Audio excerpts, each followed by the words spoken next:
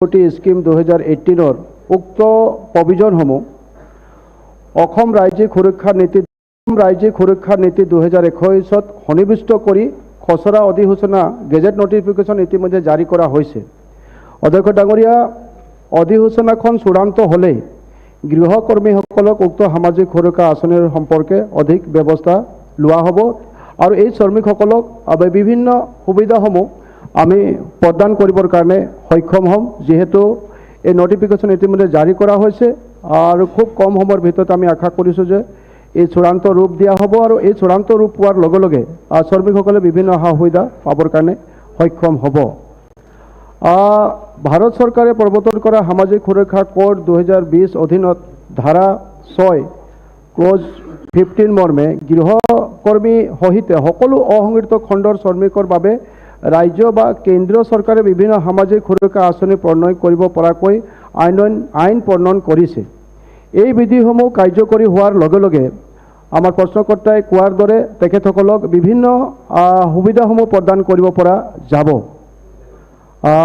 লগতে অসম সামাজিক সুৰক্ষা নীতি 2021 বলবৎ হোৱাৰ পিছত সামাজিক সুৰক্ষা আঁচনিৰ অধীনত উক্ত সাহায্যসমূহ দিবলৈ আঁচনি যুগুত কৰি থকা হৈছে। মহোদয়, এই সংক্ৰান্তত আচলতে এই আইনটো যেতিয়া আমাৰ বলবৎ নাই, সেইকাৰণে ইয়াত আমি পুঁজিও ধাৰ্য কৰিব পৰা নাই। আমি সকলোৱে জানো যে প্ৰথমবাৰৰ বাবে কোভিড আহিলে, কোভিড অহাৰ পাছতে বিভিন্ন শ্ৰমিকসকলৰ মাজত হাহাকাৰ এটা অৱস্থা হ'ল আৰু তাৰ আগতে কোনো ধৰণৰ শ্ৰমিকসকলৰ পঞ্জীয়নৰ ব্যৱস্থা ক'তো নাছিল আৰু ইয়াৰ পাছতে আমি এতিয়া পঞ্জীয়নৰ ব্যৱস্থা কৰিছোঁ। এই সংক্ৰান্তত অসংগঠিত শ্ৰমিক শ্ৰেণীৰ গৃহকৰ্মীসকলে ই শ্ৰম পৰ্টেলৰ পঞ্জীয়ন হ'লে ভৱিষ্যতে বিভিন্ন কল্যাণমূলক চৰকাৰী সাহায্য দিয়াৰ সহায়ক হ'ব।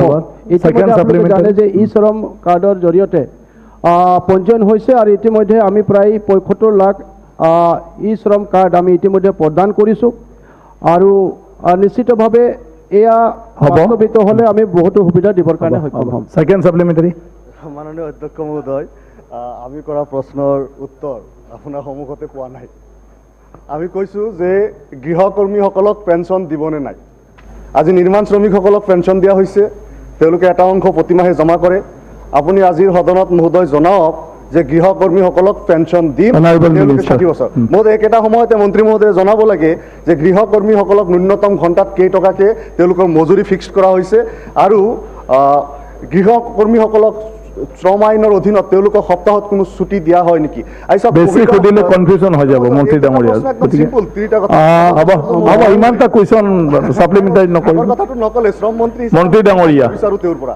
হয়, গৃহকৰ্মীসকলক আচলতে পেঞ্চনৰ ব্যৱস্থা কৰিবৰ কাৰণে ইতিমধ্যে চৰকাৰে চিন্তা বিবেচনা কৰি আছে। ইতিমধ্যে এই কথাটো আপোনালোকে জানে যে মুখ্যমন্ত্ৰী ডাঙৰীয়াও এই সদনত ঘোষণা কৰিছে, কিন্তু তাৰ কাৰণে ইতিমধ্যে অসংগঠিত চৰকাৰে শ্ৰমিকৰ কল্যাণ আৰু হকে গুৰুত্বপূৰ্ণ পদক্ষেপ লৈছে। অসম চৰকাৰ অসামাজিক সুৰক্ষা খচৰা নীতি 2021 অধীনত GLR/RC 69/2020-89 ডেটেড 21 অক্টোবৰ 2021 যোগেদি জাৰি কৰিছে। এই নীতি 13 আৰু 14 যোগেদি গৃহকৰ্মীসকলৰ সামাজিক সুৰক্ষাৰ বাবে বিভিন্ন আঁচনিৰ সুবিধা ৰখা হৈছে। খচৰা নীতিখন চূড়ান্ত হ'লেই উক্ত আঁচনিসমূহ ৰূপায়ণ কৰা হ'ব। মই ইতিমধ্যে কৈছোঁ যে এই খচৰা ইতিমধ্যে চূড়ান্ত ৰূপ দিয়া হোৱা নাই আৰু যেতিয়া ই ৰূপ দিয়া হ'ব আপুনি কোৱাৰ দৰে শ্ৰমিকসকলে সেই সুবিধাসমূহ পাবৰ কাৰণে। ধন্যবাদ। জাকিৰ হুছেইন। অধ্যক্ষ ডাঙৰীয়া, ইতিমধ্যে মন্ত্ৰী ডাঙৰীয়াই গৃহকৰ্মীসকলৰ ওপৰত বা শ্ৰমিকসকলৰ ওপৰত লিখিতভাৱে যিখিনি উত্তৰপাত কৰিলে তাৰ ওপৰত কোনো এটা স্পষ্ট ধাৰণা আমি ল'ব পৰা নাই। তো আপোনাৰ জৰিয়তে মাননীয় মন্ত্ৰী ডাঙৰীয়াৰ পৰা স্পষ্টভাৱে জানিব বিচাৰোঁ যে শ্ৰম বিভাগে গৃহকৰ্মী কাক ক'ব, গৃহকৰ্মীসকলৰ ক'লে তাৰ আওতাত কোন কোন পৰিব আৰু সেইসকলৰ ক্ষেত্ৰত বৰ্তমান চৰকাৰখনৰ স্পষ্ট ধাৰণা কি বা শ্ৰম বিভাগে কি কৰিব বিচাৰিছে, এই কথাখিনি তেখেতে স্পষ্টভাৱে ক'লেহে আমি জানিব পাৰিম।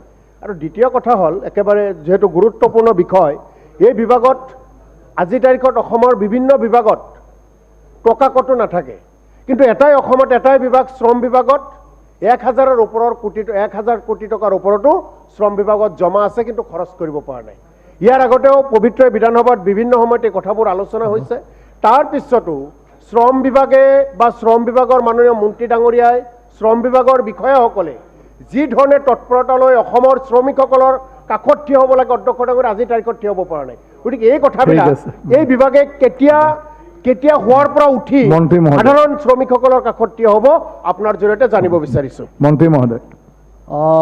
অধ্যক্ষ ডাঙৰীয়া, আচলতে ইতিমধ্যে আমি কৈছোঁ যে শ্ৰমিকসকলৰ সুৰক্ষাৰ বাবে ই শ্ৰমৰ কাৰ্ড প্ৰথমবাৰৰ বাবে ভাৰত চৰকাৰে এটা নীতি গ্ৰহণ কৰিছে আৰু ইয়াৰ কাম আৰম্ভ আমি কৰিছোঁ। আৰু ইতিমধ্যে প্ৰায় ৭৫ লাখ শ্ৰমিকক আমি পঞ্জীয়ন কৰিছোঁ। আৰু আপোনালোকে ভবাৰ দৰে নিশ্চিতভাৱে বিভিন্ন যেনেকৈ ঘৰত কাম কৰা আছে, ঠেলাৱালা আছে, ৰিক্সাৱালা আছে, তেনেধৰণৰ বিভিন্ন শ্ৰমিকৰ বাবে সুৰক্ষাৰ বাবে এই আইন প্ৰণয়ন কৰা হৈছে। আৰু আমি খুব সোনকালে এই বলবৎ হ'লেই আমি এই সুবিধাসমূহ আমি তেওঁলোকক দিব পাৰিম। যেনেকৈ ইতিমধ্যে যিসকলে ই শ্ৰম কাৰ্ড পাইছে তেখেতসকলক জীৱন বীমাত 2 লাখ টকাকৈ কৈ দিয়া হৈছে। তো গতিকে তেনেধৰণৰ বহু সুবিধা হ'ব। আমি অকণমান ধৈৰ্য ধৰিবৰ কাৰণে আপোনালোকক অপেক্ষা কৰিবৰ কাৰণে অনুৰোধ কৰিছোঁ, যাতে এয়া সম্পূৰ্ণ হৈ উঠিলে আমি বিভিন্ন ধৰণৰ সুবিধাসমূহ তেখেতসকলক প্ৰদান কৰিবৰ কাৰণে সক্ষম হ'ম। ধন্যবাদ। দিগন্ত কলিতা। মাননীয় অধ্যক্ষ মহোদয়, মই আমাৰ বিভাগীয় মন্ত্ৰী মহোদয়ক মই এটা স্পেচিফিক কথা সুধিব বিচাৰিছোঁ।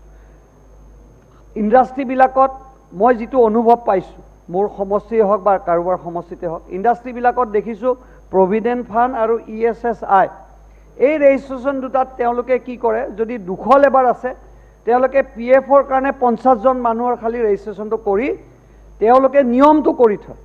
ESSৰ ক্ষেত্ৰতো ঠিক সেনেকুৱা হৈছে, কাৰণ 12% দিব লাগে কৰ্তৃপক্ষই আৰু 10% দিব লাগে আমাৰ লেবাৰসকল। এতিয়া মোৰ প্ৰশ্ন হ'ল যে আমাৰ সমষ্টিত বহুত কেইটা ইণ্ডাষ্ট্ৰী আছে, মই নামকেইটা কৈ থৈছোঁ, আপুনি লিখি লওক। Ecotech paper, Ashok craft paper, alliance industry, পাৰ্কান্স, য়ক প্ৰিণ্ট, এনেকুৱা প্ৰায় 100 ইণ্ডাষ্ট্ৰী আছে য'ত তেওঁলোকে এইবিলাক চুৰি কৰি আছে। মই ধৰিছোঁ তেওঁলোকক, কিন্তু আমাৰ লেবাৰ ইউনিয়নে এইটোৰ ওপৰত বিহিত ব্যৱস্থা যোৱা বিধানসভাটো কৈছিলোঁ, গৈ এদিন কাম কৰি তাৰপিছত লেবাৰ ইনস্পেক্টৰবিলাকে কি কৰে মই নাজানো। কিন্তু লগত মই সেইদিনা যেতিয়া মই গৈছিলোঁ, তেওঁলোকে ছেফটি মেজৰতো কোনো কাম নকৰে, হাৱাই চেণ্ডেল পিন্ধি লেবাৰক কাম কৰোৱাই আছে, একদম হেলমেট নাই। মই নিজে গৈছোঁ, নামো কৈ দিওঁ আপোনাক, ইক' প্ৰিণ্ট বুলি ইণ্ডাষ্ট্ৰী, আপুনি মন্ত্ৰী মহোদয় লিখি লওক আৰু আপুনি গম পাব এইটো ক্ষেত্ৰত। মই বিভাগীয় কৰ্তৃপক্ষক এইটোৱে কৈছোঁ যে এইটোৰ ওপৰত বিহিত ব্যৱস্থা ল'ব লাগে। ধন্যবাদ। অধ্যক্ষ ডাঙৰীয়া, যেতিয়াই আমাৰ বিভাগে এনেধৰণৰ বিভিন্ন অভিযোগবিলাক পোৱাৰ লগে লগে আমি ডিপাৰ্টমেণ্টৰ দ্বাৰা ইনকুৱাৰী কৰি উপযুক্ত ব্যৱস্থা আমি কৰিছোঁ। আমাৰ বিধায়ক ডাঙৰীয়াই কোৱাৰ দৰে তেখেতে যদি তেনেধৰণৰ কোনোবা বিশেষ উদ্যোগৰ ওপৰত অভিযোগ আছে, নিশ্চিতভাৱে সঠিক ব্যৱস্থা গ্ৰহণ কৰা হ'ব। তেখেতক মই তেওঁৰ যিখিনি ফেক্টৰী এনেধৰণৰ অৱমাননা আইন উলংঘা কৰিছে, যদি তেওঁ আমাক লিখিতভাৱে দিয়ে, নিশ্চিতভাৱে আমি উক্ত উদ্যোগসমূহৰ ওপৰত সঠিক ব্যৱস্থা গ্ৰহণ কৰিম। ধন্যবাদ। প্ৰশ্ন number 102, Dharmeswar Konwar, honourable minister. মাননীয় অধ্যক্ষ মহোদয়, উত্তৰ সদনৰ মজিয়াত ৰখা হৈছে। সন্মানীয় ছাপ্লিমেণ্টাৰী মহোদয়, বৰ্তমান আমাৰ অসম চৰকাৰে ক্ৰীড়া ক্ষেত্ৰত বহুতো গুৰুত্ব প্ৰদান কৰা পৰিলক্ষিত হৈছে। আমাৰ চৰাইদেউ জিলাত, আমাৰ সোণাৰী সমষ্টিত আমাৰ জিলা ষ্টেডিয়াম হিচাপে নিৰ্মাণৰ অনুমোদন লাভ কৰিছোঁ বুলি মই জানিব পাৰিছোঁ। কিন্তু তাৰ কাৰণে আমাৰ মুখ্যমন্ত্ৰী মহোদয় আৰু ক্ৰীড়া মন্ত্ৰী মহোদয়ক মোৰ ফালৰ পৰা বিশেষভাৱে ধন্যবাদ জ্ঞাপন কৰিছোঁ। কিন্তু মোৰ প্ৰশ্ন হ'ল যে আমাৰ চৰকাৰে প্ৰতিখন উন্নয়ন খণ্ডত একোখনকৈ আদৰ্শ ষ্টেডিয়াম নিৰ্মাণৰ আঁচনি কেনেবাকৈ লৈছে নেকি? যদি লৈছে, আমাৰ সাপেখাতি কলেজৰ কাষতে আমাৰ 25 বিঘা চৰকাৰী মাটি আছে, তাত যদি এখন আদৰ্শ ষ্টেডিয়াম নিৰ্মাণৰ কথা চিন্তা কৰিছে, অন্ততঃ ভাল হ'ব বুলি মই ভাবিছোঁ। গতিকে মন্ত্ৰী মহোদয়ে তাৰ বিষয়ে কিছু ক'ব পাৰিব নেকি বুলি মই আজি সদনত উত্থাপন কৰিলোঁ। মন্ত্ৰী মহোদয়। মাননীয় অধ্যক্ষ মহোদয়, অসমৰ ক্ৰীড়া ক্ষেত্ৰসমূহ উন্নয়ন কৰিবৰ কাৰণে মাননীয় মুখ্যমন্ত্ৰী ডক্টৰ হিমন্ত বিশ্ব শৰ্মা ডাঙৰীয়াৰ নেতৃত্বত আমাৰ এই চৰকাৰখনে বিশেষভাৱে আমি পদক্ষেপ গ্ৰহণ কৰিছোঁ, যাৰ পৰিপ্ৰেক্ষিতত খুব কম সময়ৰ ভিতৰতে সমগ্ৰ অসমত আমি জিলা সদৰসমূহত 10খন জিলাত প্ৰায় 50 কোটি টকা ব্যয় সাপেক্ষে এখন আন্তঃৰাষ্ট্ৰীয় মানৰ ষ্টেডিয়াম নিৰ্মাণৰ ইতিমধ্যে প্ৰাক্কলন আমি প্ৰস্তুত কৰি নিদা আঁচনিৰ অধীনত সেইসমূহ অনুমোদনৰ কাৰণে ইতিমধ্যে নাবাৰ্ডলৈ প্ৰেৰণ কৰা হৈছে আৰু তাৰ লগে লগে প্ৰায়